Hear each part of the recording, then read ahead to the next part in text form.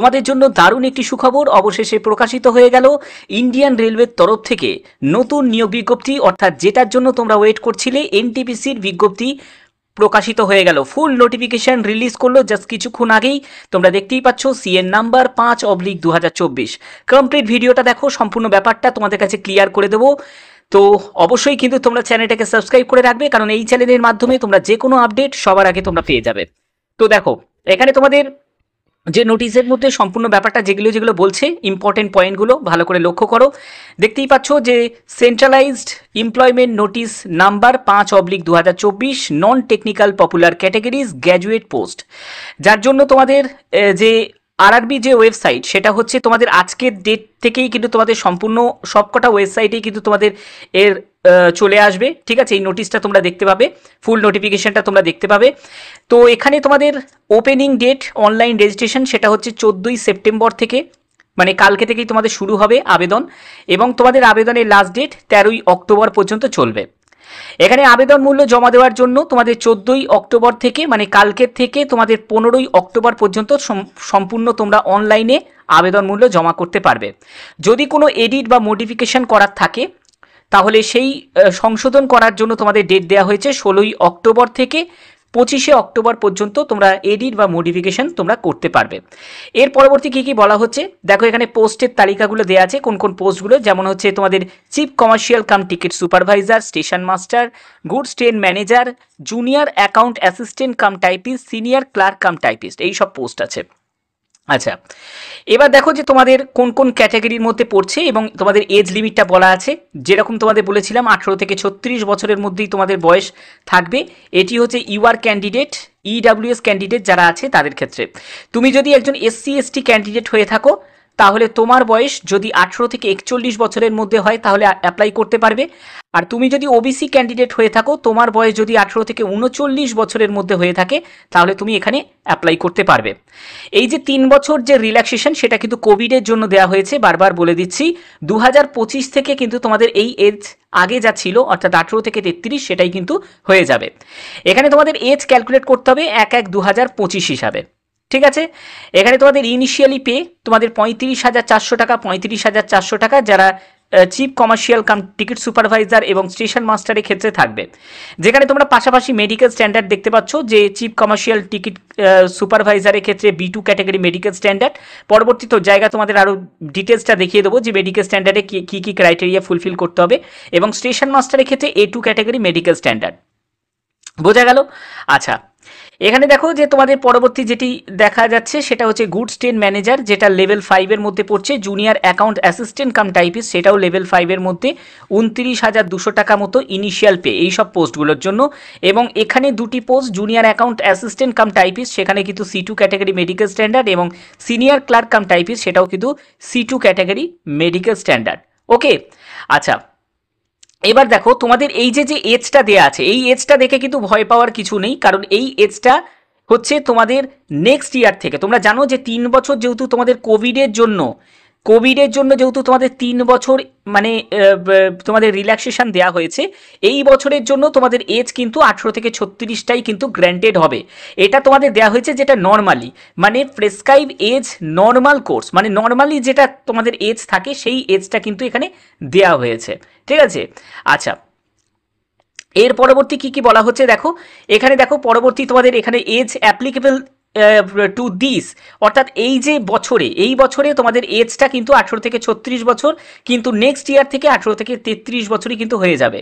এখানে তোমাদের কোন কোন পোস্ট আছে, সবকটা পোস্টের জন্য ভ্যাকেন্সি টেবিলে তোমাদের সম্পূর্ণ যা যা ভ্যাকেন্সি ছিল সেই রকমই ভ্যাকেন্সি আছে।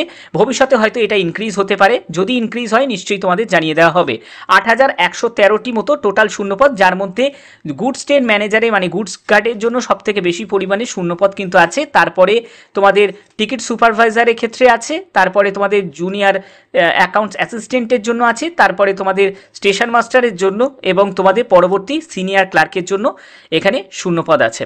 এখানে দেখো তোমাদের এজ রিল্যাক্সেশনের ব্যাপারটাও তোমরা জেনে গেছো, এবং সম্পূর্ণ কিন্তু ক্যাটাগরি ওয়াইজ কিন্তু ভ্যাকেন্সি থাকবে, এবং বলা হচ্ছে যে কোনো একটি আরআরবিতে তোমরা কিন্তু আবেদন করবে, এবং application to more than one RRB. এবার দেখো এখানে কিন্তু কি বলা হচ্ছে, application to more than one RRB বলছে উইল লিড টু রিজেকশন, অর্থাৎ ব্যাপারটা বোঝা গেল। ব্যাপারটা হচ্ছে যে তোমরা কিন্তু একাধিক আরআরবিতে কিন্তু অ্যাপ্লাই করতে পারবে না, যে কোনো একটা আরআরবিতে তোমাদের আবেদন করতে হবে, ঠিক আছে। যদি তোমাদের গ্র্যাজুয়েশন যোগ্যতা থাকে তাহলে তো কিন্তু সবকটা পোস্টেই কিন্তু তোমরা প্রেফারেন্স হিসাবে তোমরা সাজাতে পারবে। আচ্ছা, এর পরবর্তী কি কি বলা হচ্ছে দেখি। সিলেকশনের ক্ষেত্রে কোনো পরিবর্তন কিছু করা হয়েছে নাকি সেটাও জানা যাবে। এখানে দেখো তোমাদের 15 গুণ প্রার্থীকে, যা ভ্যাকেন্সি থাকবে তার 15 গুণ প্রার্থীকে তোমাদের সিবিটি 2 এর জন্য ডাকা হবে, অর্থাৎ প্রথমে একটি সিবিটি 1 এক্সাম হবে, তারপরে তোমাদের হবে হচ্ছে সিবিটি 2 হবে, ঠিক আছে। এবং সিবিটি 2তে তোমাদের 15 গুণ প্রার্থীকে কিন্তু ভ্যাকেন্সির 15 গুণ প্রার্থীকে সিবিটি 2 এতে ডাকা হবে, এবং অ্যাপটিটিউড এবং টাইপ টেস্টের জন্য ভ্যাকেন্সির 8 গুণ প্রার্থীকে অ্যাপটিটিউড টেস্ট, মানে যেটা যারা স্টেশন মাস্টারের জন্য আবেদন করবে তাদের ক্ষেত্রে অ্যাপটিটিউড টেস্ট থাকবে, এবং যারা টাইপিং যোগ্যতার পোস্টগুলোতে আবেদন করবে মানে ক্লার্ক, তারপরে হচ্ছে জুনিয়র অ্যাকাউন্ট অ্যাসিস্ট্যান্ট, এই সবগুলোতে যারা আবেদন করবে মানে প্রেফারেন্স হিসাবে থাকবে, তাদের ক্ষেত্রে কিন্তু 8 গুণ প্রার্থীকে টাইপিং টেস্টের জন্য ডাকা হবে, ঠিক আছে। এর পরবর্তী কি কি বলা হচ্ছে ইম্পর্টেন্ট সেগুলো দেখে নিচ্ছি। এর পরবর্তী মেডিকেল স্ট্যান্ডার্ডগুলো দেওয়া আছে, যেরকম তোমাদের মেডিকেল স্ট্যান্ডার্ড, এটা নিয়ে তোমাদের অলরেডি আমি ভিডিওতে অনেকবার আমি দেখিয়ে দিয়েছি কোন ক্যাটাগরিতে কি কি মেডিকেল স্ট্যান্ডার্ড থাকবে, যারা যারা কোন পোস্টের জন্য আবেদন করবে সেই অনুযায়ী তোমাদের কিন্তু পাশাপাশি যেরকম তোমাদের মেডিকেল স্ট্যান্ডার্ডগুলো দেওয়া আছে সেই মেডিকেল স্ট্যান্ডার্ডটা তোমাদের দিতে হবে। এবং একটা কথা মাথায় রাখবে, তোমরা যদি সিনিয়র ক্লার্ক, মানে যদি যাদের চোখের সমস্যা আছে, আমি চোখে চশমা থাকলেই সমস্যা ব্যাপারটা হচ্ছে না, খুবই গুরুতর সমস্যা আছে, মানে যে এই যে 4 ডায়োপ্টার, যদি খুব পাওয়ার অফ লেন্স যদি তোমাদের 4 ডায়োপ্টার এক্সিট করে যায়, যদি এই রকম চোখের যদি কোনো সমস্যা থাকে, তারা কিন্তু সিনিয়র ক্লার্ক, এবং তোমরা যে C2 ক্যাটাগরির যে মেডিকেল স্ট্যান্ডার্ড সেটা হচ্ছে, আর একটা হচ্ছে অ্যাকাউন্ট, ঠিক আছে। এই অ্যাকাউন্ট পোস্ট, এই পোস্টগুলোকে কিন্তু মানে প্রেফারেন্স হিসাবে প্রথমে রাখতে পারো যাদের চোখের সমস্যা আছে, C2 ক্যাটাগরি, কারণ এই C2 ক্যাটাগরি মেডিকেল স্ট্যান্ডার্ড কিন্তু সব থেকে লো ক্যাটাগরি মেডিকেল স্ট্যান্ডার্ড। এবং এখানে তোমরা দেখতেই পাচ্ছ, একটি চোখে যদি তোমরা দেখতে পাও যেখানে তোমাদের 6/12 চোখে চশমা পরে, এবং একটি চোখে যদি তোমার দৃষ্টিশক্তি নাও থাকে, তাহলেও কিন্তু কোনো অসুবিধা হবে না, তোমাকে মেডিকেলি ফিট করে দেওয়া হবে। এবং এখানে নিয়ার ভিশনের কথা বলা হচ্ছে, এবং কোনো রকম কালার ব্লাইন্ডনেসের যাদের সমস্যা আছে তারাও কিন্তু নির্দ্বিধায় এই পোস্ট গুলোকে সিলেক্ট করতে পারো, ঠিক আছে। দুটি পোস্টকেই কিন্তু প্রেফারেন্স হিসাবে রাখতে পারো। আচ্ছা, এর পরবর্তী কি কি বলা হচ্ছে দেখো, এখানে ডিটেলসে বলা হয়েছে যে এজ তোমাদের 18 থেকে 36 বছরের মধ্যে হতে হবে, এবং 1/1/2025 হিসাবে তোমাদের এজ ক্যালকুলেট করা হবে। যারা যারা উচ্চ মাধ্যমিক পাস যোগ্যতার পোস্টগুলোর জন্য যারা ওয়েট করছো, তো তোমাদেরও নোটিফিকেশন কিন্তু কদিনের মধ্যেই প্রকাশিত হয়ে যাবে। এটা গ্র্যাজুয়েশন যোগ্যতার পোস্টগুলোর নোটিফিকেশন আগে রিলিজ করে দিল, যেহেতু তোমাদের কালকে থেকে শুরু হচ্ছে তোমাদের আবেদন। এখানে দেখো তোমাদের 3 বছর ওবিসিদের ক্ষেত্রে, SC STদের ক্ষেত্রে 5 বছর রিল্যাক্সেশন, যেরকম রিল্যাক্সেশন যেরকম তোমাদের থাকে গভর্নমেন্ট রুল অনুযায়ী সেরকমই রিল্যাক্সেশন থাকবে। এখানে গ্র্যাজুয়েশন যোগ্যতার পোস্টের ক্ষেত্রে দেখতেই পাচ্ছ যে সম্পূর্ণ তোমাদের গ্র্যাজুয়েশন যোগ্যতা, যে কোনো শাখায় তুমি যদি গ্র্যাজুয়েট হয়ে থাকো তাহলেই কিন্তু তোমরা এখানে আবেদন করতে পারবে। অবশ্যই কিন্তু তোমাদের পাস আউট হয়ে যাওয়া চাই। ফাইনাল এক্সামিনেশন যারা এখনো পর্যন্ত দেবে বা এখনো কমপ্লিট হয়নি তারা কিন্তু এখানে আবেদন করতে পারবে না। সম্পূর্ণ সার্টিফিকেট এবং তোমাদের যা এডুকেশন কোয়ালিফিকেশান আছে সেটা কিন্তু কমপ্লিট হয়ে যায় চাই, তাহলে কিন্তু অ্যাপ্লাই করতে পারবে। এখানে দেখো যে 500 টাকা আবেদন মূল্য যাদের যাদের দিতে হবে, সেটা হচ্ছে ইউআর ক্যান্ডিডেট, EWS ক্যান্ডিডেট এবং ওবিসি যারা ক্যান্ডিডেট আছো, অবশ্যই যারা মেল ক্যান্ডিডেট তাদের দিতে হবে। পরবর্তী সময় কিন্তু 400 টাকা তোমরা রিফান্ড পেয়ে যাবে। এবং PWBD ফিমেল ক্যান্ডিডেট, ট্রান্সজেন্ডার, এদের কিন্তু SC ST এদের 250 টাকা মতো আবেদন মূল্য দিতে হবে। তোমরা যখনই তোমরা সিবিটি এক্সাম দেবে তার 2 থেকে 3 মাসের পরেই কিন্তু তোমরা এই 250 টাকাটা রিফান্ড পেয়ে যাবে, ঠিক আছে। আবেদন করার জন্য সম্পূর্ণ তোমাদের অনলাইন মোডেই কিন্তু আবেদন মূল্য জমা দিতে হবে। এবং তোমরা দেখতেই পাচ্ছ এখানে তোমাদের ডেটগুলো কিন্তু জানানো আছে, যেগুলো তোমাদের অলরেডি আমি বলে দিয়েছি। তো দেখো এখানে তোমাদের অবশ্যই কিন্তু যারা যারা যে কাজ থেকে আবেদন করছো, মানে EWS হোক বা তোমরা ওবিসি SC ST, তারা অবশ্যই কিন্তু সেন্ট্রাল সার্টিফিকেট কিন্তু বানিয়ে নেবে। এখনও অনেকটা সময় আছে, হাতে অনেকটা সময় আছে, কারণ এখন আবেদন করতে গেলে তোমাদের কিন্তু সেন্ট্রাল সার্টিফিকেট কিন্তু প্রয়োজন হবে না। যখন তোমাদের ডকুমেন্ট ভেরিফিকেশন হবে তখনই কিন্তু সার্টিফিকেটটা অতি অবশ্যই লাগবে, ঠিক আছে। তো এখানে দেখছি আর কি কি বলা হচ্ছে, সম্পূর্ণ ব্যাপারটা তোমাদের কাছে তুলে ধরা হচ্ছে।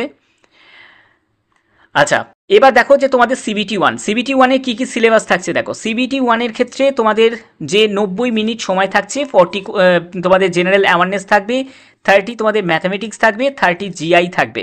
প্রতিটি প্রশ্নের মান 1 করে থাকবে এবং 100 মার্কসের তোমাদের পরীক্ষা হচ্ছে, 100 কোশ্চেন থাকবে, 90 মিনিট সময় পাচ্ছ। যারা পিডাব্লিউবিডি ক্যান্ডিডেট তারা 120 মিনিট সময় পাবে। এখানে 1/3 নেগেটিভ মার্কিং থাকবে, অর্থাৎ 3টে ভুল উত্তরের জন্য প্রাপ্ত নম্বর থেকে 1 নম্বর কাটা যাবে, যা 2019-এ ছিল। একদম সেম কিন্তু এটাকে ফলো করা হচ্ছে।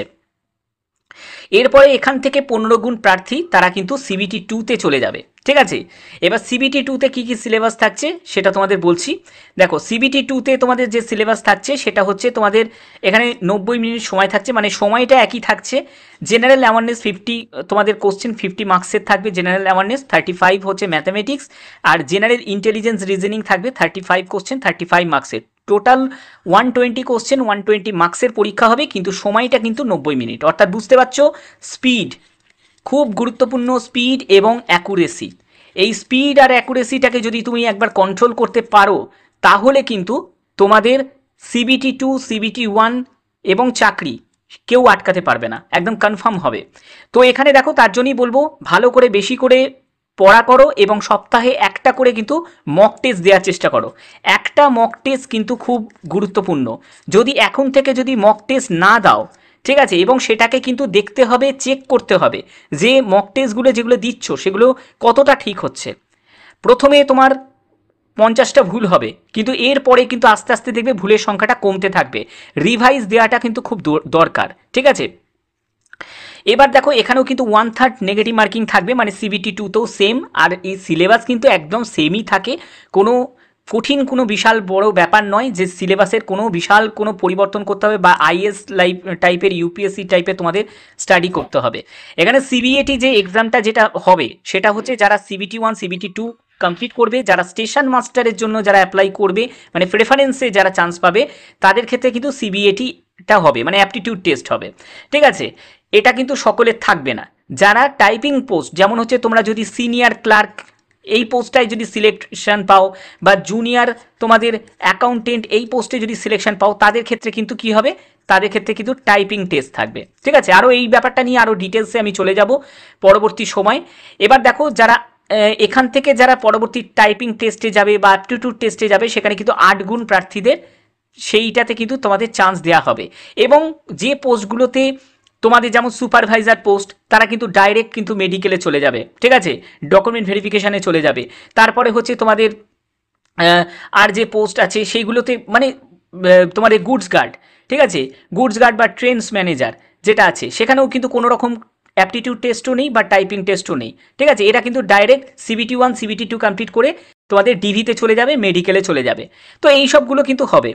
আচ্ছা, এখানে দেখো যে তোমাদের যারা টাইপিং টেস্টের জন্য মানে কোয়ালিফাই করবে, তাদের টাইপিং টেস্টের জন্য 30টি শব্দ প্রতি মিনিটে তোমাকে টাইপ করতে হবে ইংলিশে যদি টাইপ করো, আর 25টা শব্দ প্রতি মিনিটে টাইপ করতে হবে যারা হিন্দিতে টাইপ করবে। যে কোনো একটা ল্যাঙ্গুয়েজ তোমরা চুজ করতে পারবে।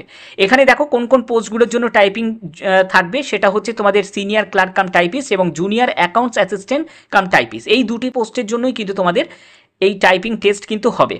অন্য বাদবাকি পোস্টের জন্য কোনো টাইপিং টেস্ট থাকবে না। এবং এখানে কিন্তু সম্পূর্ণ কোয়ালিফাই নেচার, এটা কিন্তু কোনো নাম্বার কিন্তু এখানে যুক্ত হবে না। ব্যাপারটা বোঝা গেল? 13.6 প্যারাতে কি বলা হচ্ছে, এখানে যেটা বলা হচ্ছে যে গুডস ট্রেন ম্যানেজার যেটা লেভেল 5-এর মধ্যে আছে, সিনিয়র ক্লার্ক কাম টাইপিস্ট, তারপরে junior account assistant cum typist, তারপরে হচ্ছে তোমাদের chief commercial cum ticket supervisor level 6-এর মধ্যে, স্টেশন মাস্টার লেভেল 6-এর মধ্যে, এদের কিন্তু সিবিটি 1 হবে। ঠিক আছে, সিবিটি 1 হবে, যেটা কমন টেস্ট হবে, মানে লেভেল 5 লেভেল 6-এর সব মিলিয়ে একটা সিবিটি কন্ডাক্ট হবে। এরপরে তোমরা সিবিটি 2-তে যাবে, সেটাও কিন্তু কমন হবে, সিবিটি 2টাও কিন্তু কমন হবে, মানে লেভেল 5 লেভেল 6-কে কিন্তু আলাদা করা হবে না। এরপরে দেখো যে দুটি পোস্টে তোমাদের টাইপিং আছে, এই যে টাইপিং, যেমন সিনিয়র ক্লার্ক কাম টাইপিস্ট এবং junior accounts assistant cum typist, এই যে টাইপিং পোস্টগুলো আছে সেগুলোর ক্ষেত্রে টাইপিং টেস্টে তোমরা চলে যাবে 8 গুণ প্রার্থী। এবার দেখো গুডস ট্রেন ম্যানেজার, এদের ক্ষেত্রে কিন্তু সিবিটি 1 সিবিটি 2 কমপ্লিট করবে, তারা কিন্তু কোনো রকম কিন্তু টাইপিং বা অ্যাপটিটিউড টেস্ট হবে না, তারা ডাইরেক্ট কিন্তু কোথায় চলে যাবে, ডিভিতে চলে যাবে এবং পরবর্তী সময় তোমরা মেডিকেলে চলে যাবে। ঠিক আছে। এবং তোমাদের টিকিট সুপারভাইজারের ক্ষেত্রেও তাই, CBT 1 CBT 2 এবং কোনো টাইপিং নেই, অ্যাপটিটিউড টেস্ট নেই। ঠিক আছে, যারা এই টাইপিং বা অ্যাপটিটিউড টেস্টগুলোকে অ্যাভয়েড করতে চাও তারা এই পোস্টগুলোকেও সিলেক্ট করতে পারো। স্টেশন মাস্টারের ক্ষেত্রেও কিন্তু সেম, তোমাদের CBT 1 CBT 2 কমপ্লিট হবে, তারা কিন্তু অ্যাপটিটিউড টেস্টের জন্য চলে যাবে। ব্যাপারটা বোঝা গেল? তো দেখো এখানে ভুবনেশ্বর আছে, তোমরা যে কোনো একটা RRB, এরকম কোনো ব্যাপার নেই যে তোমাদের কলকাতাতেই আবেদন করতে হবে। তোমরা চাইলে কলকাতা চুজ করতে পারো, তোমরা চাইলে আদার্সও কিন্তু চুজ করতে পারো। কোয়ালিফিকেশনের জায়গাটা যদি আসি, আরও ডিটেলসে ব্যাপারটা এখান থেকে পোস্ট প্যারামিটার দিয়ে তোমরা কিন্তু ভালো করে ব্যাপারটা বুঝতে পারবে। কোয়ালিফিকেশন দেখতেই পাচ্ছ, এখানে গ্র্যাজুয়েশন চাওয়া হয়েছে, অর্থাৎ আর্টস হোক, সায়েন্স হোক বা কমার্স হোক, যে কোনো শাখায় তোমরা যদি গ্র্যাজুয়েট হয়ে থাকো তাহলেই কিন্তু অ্যাপ্লাই করতে পারবে। এবং টাইপিং পোস্টগুলোর ক্ষেত্রে টাইপিং যোগ্যতা কিন্তু তোমাদের থাকতে হবে। এবং দেখো এখানে টাইপিং যোগ্যতার জন্য কিন্তু তোমাদের টাইপিং কোনো রকম যে সার্টিফিকেট দিতে হবে এরকম কোনো ম্যান্ডেটারি নয়, শুধু টাইপিংয়ের যোগ্যতাটা থাকাটা কিন্তু খুব দরকার। ওকে, বাদবাকি যদি কোনো কিছু হয় সেটা কিন্তু তোমরা যখন ফর্ম ফিল আপ করবে তখনই কিন্তু ব্যাপারটা তোমাদের কাছে ক্লিয়ার করে দেবো।